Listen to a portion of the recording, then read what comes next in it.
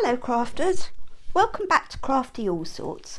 I'm Sue Bayliss and today I have another money saving project that you're going to love, making your own micro glaze resist paste, and I'm going to show you 5 different ways on how to use it. The materials you'll need for micro glaze are some petroleum jelly, some isopropyl alcohol, a little mixing pot and a stirrer, and an empty jar to keep your paste in. Put some petroleum jelly in your pot,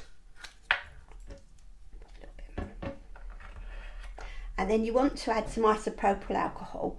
I use approximately 60% jelly to 40% isopropyl, and then you need to mix it. Now, to start off with, it's not very easy to mix. Keep smushing the jelly and the alcohol at the sides and you'll find it will eventually mix in. This will probably take you just a minute or so. It's starting to mix already, but I'll come back when it's finished. Okay, I've mixed mine, but there's still a little bit of alcohol at the bottom that just doesn't seem to want to mix. So I think I may have added a little bit too much alcohol, but that's not a problem, because if that happens, just tip the excess alcohol out. So give it another little stir once you've tipped the excess alcohol out, and then just add it to your jar.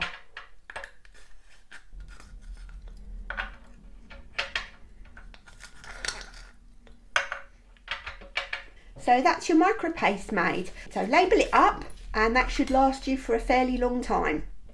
For the first project, we're going to use rubber stamps to make a resist. You can see that I've done a couple here, but I'll do one with you watching.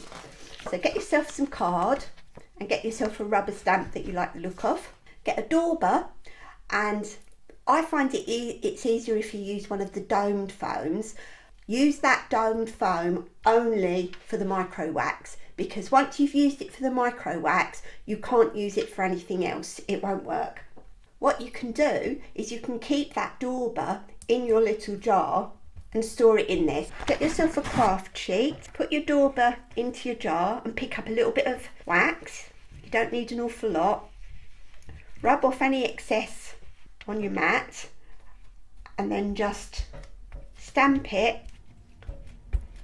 with a pushing down motion over your stamp. You won't get perfect impressions on this. It is a distress effect. Get your piece of card. Place your stamp on your card and stamp it down.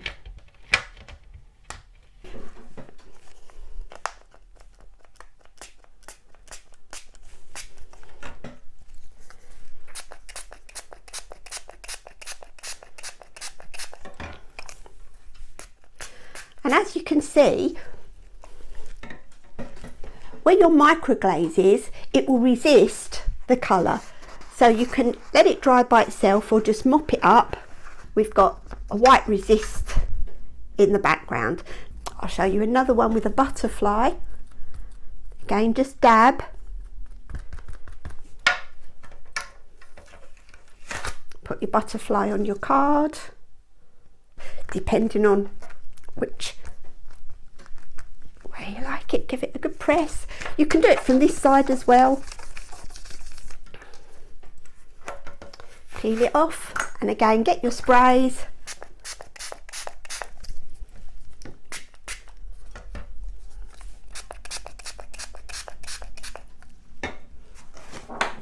and wipe off the excess. There are 2 micro glaze techniques that are used with rubber stamps. The next technique we're going to use with mica powders or pearl pigments. I've just embossed this black card with a Sizzix embossing folder, and what I'm going to do with the micro glaze is I'm going to put a little bit of it on my card, and then I'm going to get some embossing powder. Now you could make up a large amount of this at the same time if you wanted to, but this way you could just make little bits for each individual project. And then you can use it as a glimmer paste You can see that. Another one.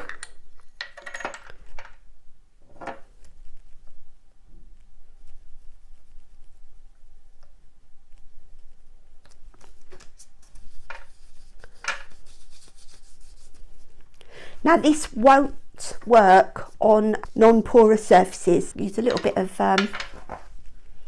gold for the last bit.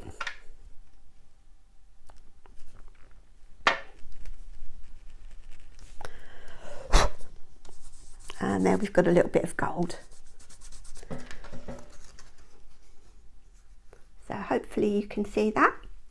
The third way is using a stencil with Distress oxides. So we've got our card, our stencil. We'll dip this into the micro glaze, give it a little bit of a rub.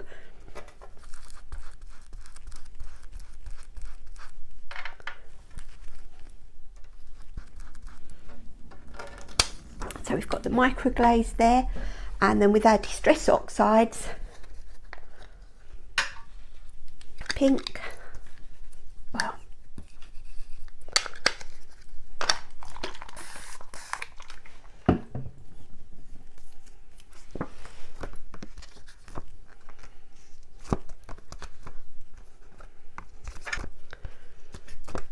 just going to dry this off.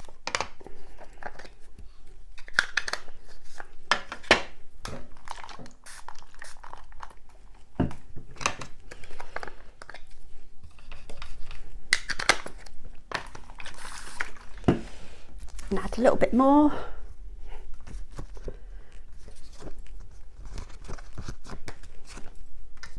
And again, dry that off.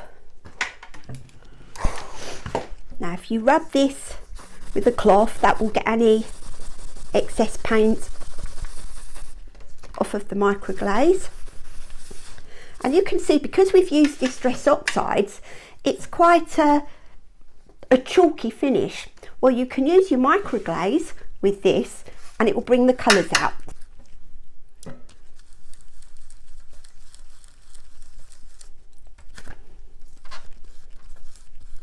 Buff that slightly, just very, very gently. I don't want to remove all the micro glaze. I want to leave a slight amount there. Now I don't know how well you can see this on the camera, but it has left a very slight sheen. But what it's done is it's made it waterproof.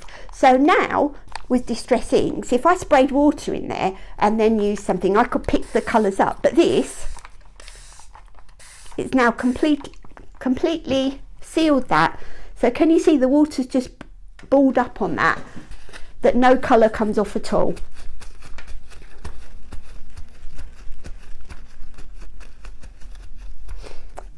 Completely clean. That's the way of using the Distress oxides with it. We're going to use another stencil, but this time with Distress inks.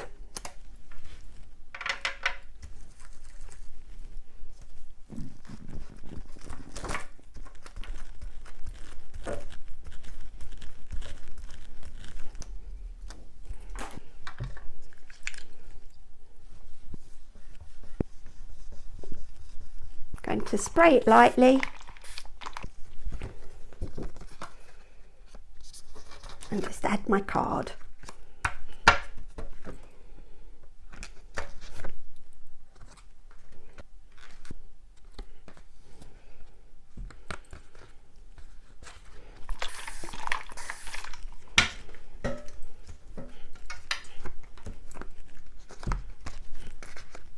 Dry it off.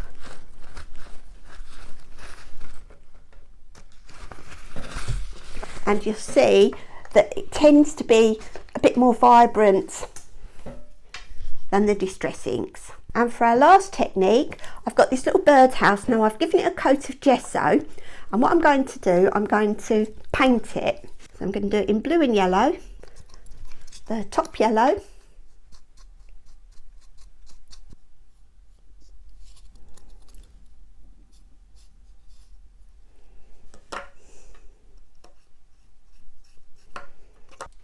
so I've painted the roof and the base yellow, and now I'm going to paint the house itself in blue.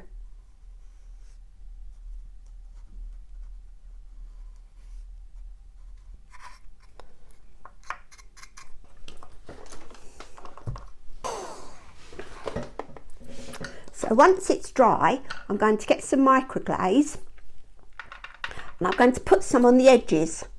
So a little bit on the roof edges, the bottom of the roof, tiny bit going down the roof, but very, very little. You don't need a lot. I'm going to paint it again, but this time I'm doing it in the opposite colours. So where the yellow paint is, I'm going to put blue. And you can probably already see where the microglaze is resisting the paint.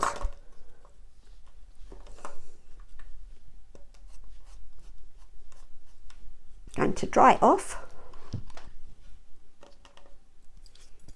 and then do the parts that were blue in yellow.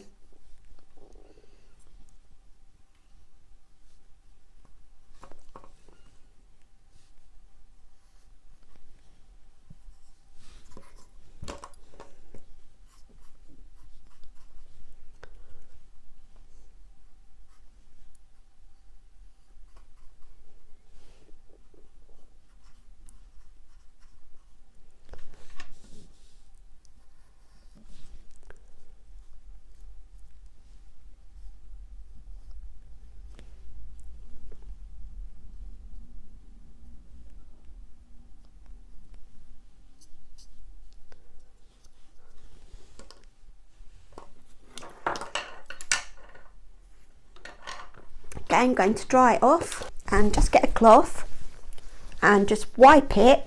And what should happen is where you put the microglaze, you should find that the paint that you put on top just rubs off. And the more you rub it, the more paint you'll get off.